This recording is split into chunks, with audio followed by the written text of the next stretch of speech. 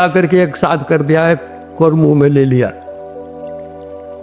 संत तो अंतर्यामी होते हैं, हृदय की बात जानते हैं।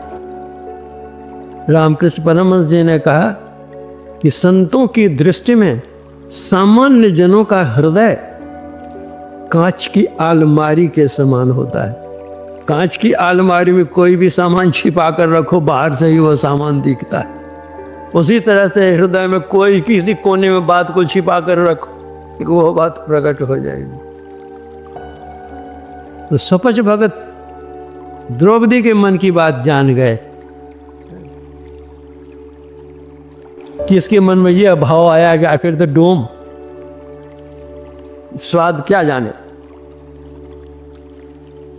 हाथ रुक गया, दूसरा कौर उन्होंने लिया नहीं। युधिष्ठिर महाराज भी वहां पर बैठे हुए थे। युधिष्ठिर महाराज ने कहा कि महात्मन भोग लगाया जाए।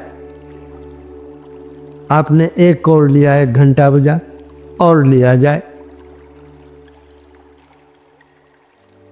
युधिष्ठिर महाराज की बात सुनकर सुपच महाराज कहते हैं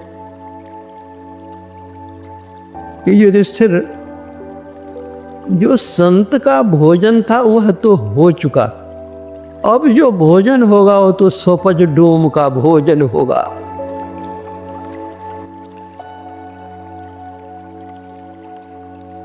युधिष्ठिर महाराज डर के मारे कांप गए। तो महाराज ऐसी बात आप कैसे कह रहे हैं?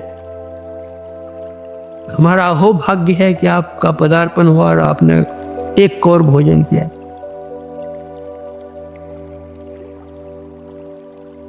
सपच महाराज कहते हैं द्रौपदी से पूछो तो। अब तो द्रौपदी बेचारी डर के मारे कांपने लगी, हाथ जोड़ कर करने लगी, प्रभु मुझसे गलती हुई, नारी जाति में छोटी बुद्धि की, ओछी बुद्धि की, आप क्षमा कीजिए, भोजन कीजिए।